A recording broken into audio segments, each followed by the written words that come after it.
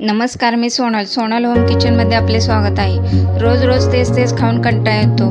पोहे, उपमा, शिरा नवीन काहीतरी खावेसे वाटते आणि पौष्टिक देखील असावे असे वाटते। आजची आपली रेसिपी आहे ओट्स पनीर चिला। हा बनवायला देखील सोपा आहे आणि पटकन तयार होतो। मुले सुद्धा खाऊ शकतात। ओट्समध्ये विटॅमिन्स, फायबर्स मुबलक प्रमाणात असतात। चला तर मग बघूया ओट्स पनीर चिला कसा बनवायचा ते। इथे मी 1 वाटी ओट्स घेतलेले आहेत आणि ते मिक्सरला बारीक करून घेतलेले आहेत। आता ह्यामध्ये मी 1 वाटी पनीर घातलेलं आहे। इथे अर्धी वाटी मी दही घालून घेणार आहे। इथे मी लाल, हिरवी आणि पिवळी शिमला मिरची घेतलेली आहे, प्रत्येकी अर्धी वाटी। तुम्हाला जे आवडतील ते तुम्ही व्हेजिटेबल्स घालू शकता। माझ्याकडे हेच अवेलेबल होते त्यामुळे मी हेच घातलेले आहेत। इथे 1 वाटी मी कोथिंबीर घातलेली आहे। चवीनुसार मीठ घातलेलं आहे। अर्धा चमचा हळद घातलेली आहे। 1 चमचा मी धनेपूड घातलेली आहे।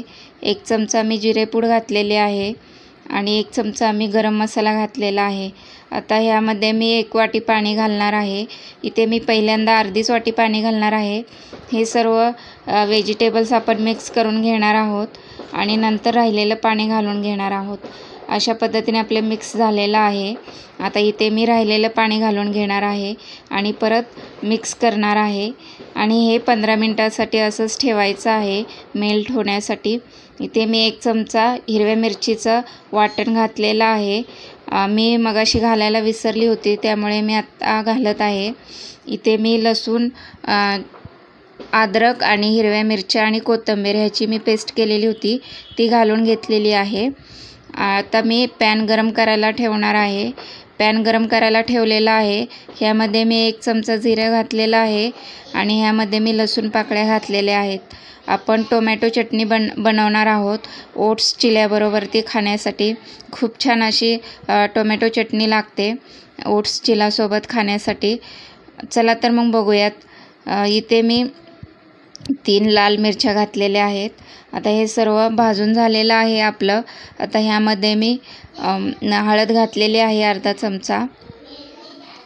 चमचा मी धनेपूड घातलेली आहे। हे सर्व मिक्स करून घेऊयात आणि ह्यामध्ये मी 3 बारीक केलेले टोमॅटो घातलेले आहेत आणि आपण ह्याच्यामध्ये चवीनुसार मीठ घालणार आहोत आणि हे 5 ते 6 मिनटं वाफेवरतीच ठेवणार आहोत। 5 ते 6 मिनटांनंतर हे सॉफ्ट होतील। झाकण काढलेलं आहे, सॉफ्ट झालेले आहेत टोमॅटो। आता इथे मी 2 चमचे गूळ पावडर घातलेले आहे। ह्याच्यामुळे टोमॅटो चटणीला छान अशी टेस्ट येते। आता ह्यामध्ये मी थोडंसं गरम मसाला घातलेला आहे। 1 वाटी मी कोथिंबीर घातलेली आहे आणि झाकण ठेवलेलं आहे। अशा पद्धतीने आपले टोमॅटो सॉफ्ट झालेले आहेत। आता हे थंड करायला ठेवूयात। थंड झाल्यानंतर हे मी मिक्सरला बारीक करून घेणार आहे। आता हे थंड झालेलं आहे। हे मी मिक्सरच्या भांड्यामध्ये काढत आहे आणि मिक्सरला बारीक करून घेणार आहे। हे मी मिक्सरला बारीक करून घेतलेलं आहे। तुम्ही पाहू शकता किती छान अशी टोमॅटो चटणी तयार झालेली आहे। ओट्स चिल्यासोबत तुम्ही कोणत्याही पराठासोबत वगैरे कशासोबत देखील ही चटणी खाऊ शकता। आता इथे मी तवा गरम करायला ठेवला होता, ह्याला तेल लावून घेतलेलं आहे आणि अशा पद्धतीने चमच्याच्या साहाय्याने हे मिश्रण आपण तव्यावरती सोडणार आहोत।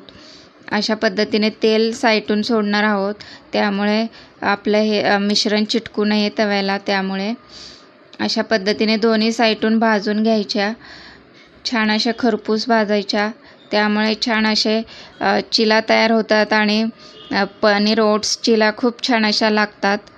तुम्ही खाऊन पहा, तुम्हाला देखील आवडतील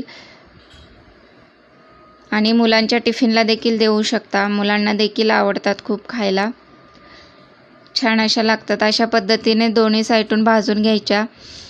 मी दोन्ही साईटून भाजून घेतलेले आहेत। तुम्ही पाहू शकता किती छान असे पनीर ओट्स चिला तयार झालेले आहेत आणि त्यासोबत खाण्यासाठी टोमॅटो चटणी देखील आपण बनवलेली आहे।